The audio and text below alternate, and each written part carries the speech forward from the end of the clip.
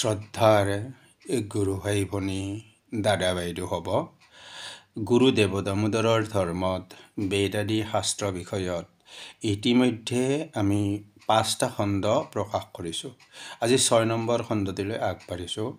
মহাপুৰুষ শ্ৰী শ্ৰী দেৱ দামোদৰ গুৰুক প্ৰাৰ্থনা কৰি আপোনাসৱক সেৱা প্ৰণতি জনালোঁ। গৱেষণাৰ অৰ্থই হৈছে সত্যৰ অনুসন্ধান কৰা। গৱেষণাৰ মূল লক্ষ্য হৈছে যুক্তিসম্বলিত তথ্যৰে সিদ্ধান্তত উপনীত হোৱা। বেদ, উপনিষদ, ব্ৰাহ্মণ, আৰণ্যক, মহাভাৰত, গীতা, দৰ্শন, ভাগৱত প্ৰমুখ্যে নানা পুৰাণ আৰু ধৰ্মশাস্ত্ৰসমূহৰ পৰা যুক্তিসংগত প্ৰামাণ্যৰে নৱবৈষ্ণৱ ধৰ্মৰ স্বৰূপ প্ৰতিষ্ঠিত। ভগৱান বিষ্ণুক পৰম উপাস্য দেৱতাৰূপে গ্ৰহণ কৰি বিষ্ণুৰ অংগস্বৰূপে অন্যান্য দেৱ দেৱীক উপাসনা কৰিলে ভক্তি ব্যভিচাৰ নহয়, উপাসনাৰে পৰম নিৰ্গুণ ব্ৰহ্মক আৰাধনা কৰা। মহাভাৰতত আছে দুখাদ্য ইজতে লোক সুখং সৰ্বস্য প্ৰপ্সিতম, অৰ্থাৎ দুখৰ পৰাই প্ৰাণী উদ্বিগ্ন হৈ থাকে, সুখ সকলোৰে কাম্য। গতিকে দুখ নিবৃত্তি কৰি সুখ উপভোগ কৰিবলৈ ভগৱান বিষ্ণুক হৃদয়ত ধৰি কৰ্ম কৰা প্ৰয়োজন। প্ৰাণী মাত্ৰেই সুখ পাব আশা কৰে। অসমৰে সৈতে ভাৰতবৰ্ষৰ বৈষ্ণৱ ধৰ্মৰে গঢ়ি তোলা ভক্তি আন্দোলনৰ মূল লক্ষ্য আছিল হিন্দু ধৰ্ম শাস্ত্ৰৰে আগবাঢ়ি কলিযুগত নতুন মাত্ৰা প্ৰদান কৰা। মহাপুৰুষ দেৱ দামোদৰৰ আৱিৰ্ভাৱ এই নিমিত্তে, সেয়েহে তেওঁ যুগ অৱতাৰ। ছাৰ এডৱাৰ্ড গেইটৰ এ হিষ্ট্ৰী অৱ আছাম বুৰঞ্জীৰ 418 পৃষ্ঠাত বৰ্ণিত হৈছে, অৰ্থাৎ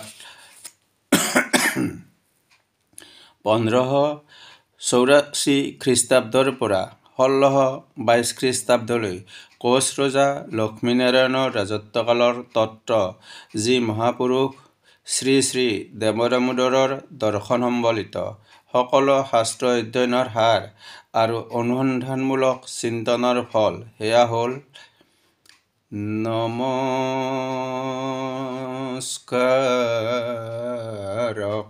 কৰি কহিলা সাদৰি, ৰাজাৰ যত বচন, শুনি প্ৰভু সন্ত গুণিয়া বলন্ত, শুনাৰা যদূতগণ,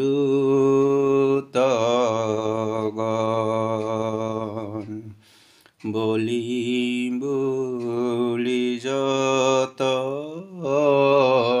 পূজায়ু প্ৰচাৰ, নৈবদ্য দ্ৰব্য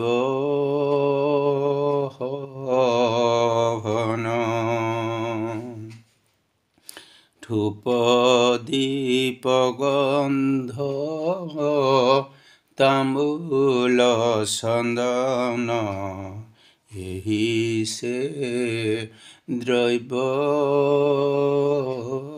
পূজাৰ, জাত আদ্য ভক্ত শংকৰ পাৰ্বতী, নকৰে পাথা স্বীকাৰ। বেদেই হিন্দু ধৰ্মৰ ঘাই আৰু ধৰ্মশাস্ত্ৰ। বেদক কেন্দ্ৰ কৰি বিভিন্ন হিন্দু ধৰ্ম উদ্ভৱ হৈছে। মনুৱে কৈছে বেদ অখিল ধৰ্মমূলম। বেদৰ অতীন্দ্ৰিয় জ্ঞান সম্পদেই ধৰ্মতত্ত্ব আৰু ব্ৰহ্মতত্ত্বৰ জ্ঞান দিব পাৰে। বেদ সনাতন, শ্ৰুতি আৰু আপ্তবাক্য, অৰ্থাৎ বেদ হ'ল বিশ্বস্ত আত্মীয় হিতকাৰী। বেদ মানেই হৈছে প্ৰকৃত জ্ঞান, ঈশ্বৰৰ মুখ নিঃসৃত অপৌৰুষীয়। ভাগৱতত আছে ব্ৰহ্মাই চতুৰ্মুখেৰে চাৰি বেদৰ সৃষ্টি কৰিছে। বেদ অপৌৰুষীয় বাবেই বেদৰ পৰা উৎপন্ন হোৱা সনাতন হিন্দু ধৰ্ম অপৌৰুষীয়। এই অপৌৰুষীয় বা অলৌকিক কৃষ্ণৰ কৃপা, গুৰুৰ আশীৰ্বাদ আৰু গুৰু দেৱদামোদৰৰ আশ্ৰয়ত ব্ৰহ্মণো হি প্ৰতিষ্ঠাহম অৰ্থাৎ ব্ৰহ্ম পৰিপূৰ্ণ পৰম পুৰুষৰ জ্ঞান লাভ কৰিব পাৰি। ব্ৰহ্মসূত্ৰৰ এটা উপমাত কোৱা হৈছে, ব্ৰহ্ম সূৰ্যৰ ৰশ্মিৰ নিচিনা। ঈশ্বৰ পৰম কৃষ্ণ সচিন্তা বিগ্ৰহ অনাদিৰ আদিৰ গোবিন্দ সৰ্বকাৰণম। আমি সকলোৱে গুৰু দেৱদামোদৰৰ বৈদিক সনাতন ভাগৱতী বৈষ্ণৱ ধৰ্মত দীক্ষিত, শিক্ষিত, অনুগামী।